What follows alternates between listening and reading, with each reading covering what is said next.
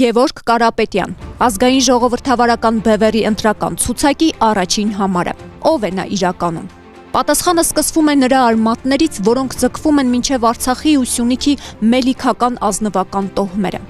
Գևորգը ժառանգորդն է մի գերդաստանի, որի պատմությունը հայոց ազատագրական պայքարի տարեգրությունն է։ Նրա հայրական կողմի տատը Աստղիկ Մելիք Շահումյանը սերում է նշանավոր Մելիք Շահումյանների տոհմից, հայկական ինքնիշխանության այն հենասյուներից, որոնք դարեր շարունակ իրենց վրա են վերցրել ժողովրդի պաշտպանությունն ու պետականության պահպանումը։ Այս նույն պատմական շղթայում են մնացական Մելիք Շահումյանը եւ ազատագրական պայքարի այն նվիրյալները, ովքեր Դավիթ բեկի ու Մխիթար Սպարապետի կողքին կերտել են մեր դիմադրությունը։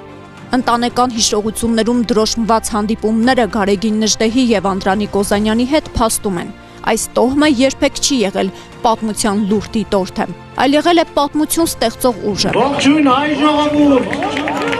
Գևորգ Կարապետյանի համար պայքարը ընտրություն չէ, այն տոհմական ժառանգություն է։ Ծնվել է 1986 թվականին Մարտունիում։ Նրա կրթական ուղին եղել է բազմակողմանի։ Դպրոցական տարիներին երաժշտական կրթությամբ ստացած հոգևոր հարստությունը հետագայում լրացվեց զինվորականի խիստ կարգապահությամբ։ Մոնթե Մելքոնյանի անվան ռազմամարզական վարժարան եւ Վազգեն Սարգսյանի անվան ռազմական ինստիտուտ։ Սա այն դպրոցն էր, որտեղ կոփվեց նրա կարգապահությունն ու զինվորականի պատվախնդրությունը։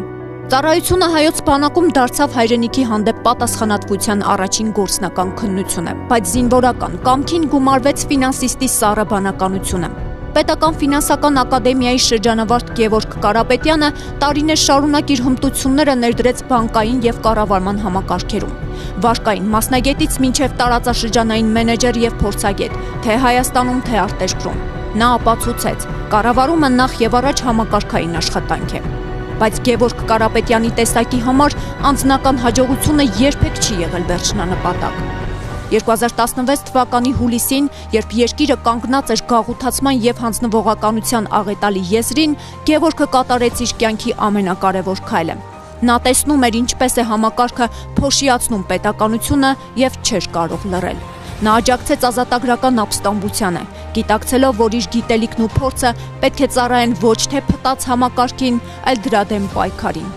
Սասնա Ծռերի ապստամբության առաջին իսկ օրերից նա կանգնեց պայքարի առաջնագծում։ Դա պարզապես զգացմունքային ընդվզում չէր։ Դա պրոֆեսիոնալ քաղաքացու հաշվարկված ու պատասխանատու որոշումն էր՝ տեր կանգնելու սեփական հայրենիքի ապագային։ Այդ օրվանից ի վեր արդեն 10 տարի Գևորգ Կարապետյանը մնում է անդրդվել իր սկզբունքների մեջ, լինելով ազգային ժողովրդավարական բևեռի ամենաակտիվ եւ նվիրված երիտասարդ գործիչներից մեկը։ Նա ներկայացնում է այն շղթան, որտեղ պատմությունը վերածվում է պատասխանատվության։ Եթե դարեր առաջ նրա նախնիները, մելիքները պաշտպանում էին հողն ու ժողովրդին զենքով, ապա այսօր Գևորգը շարունակում է այդ առաքելությունը քաղաքական պայքարի դաշտում, զինված գիտելիքով, փորձով եւ անկոտրում կամքով։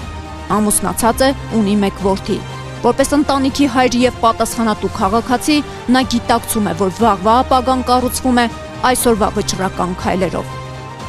Գևորգ Ռոբերտի Կարապետյան, մարդ, ով չի սակարկում հայրենիքը եւ չի ընկրկում դժվարությունների առաջ։ Նա գալիս է ոչ թե իշխելու, այլ ծառայելու ազգին ու պետությանը։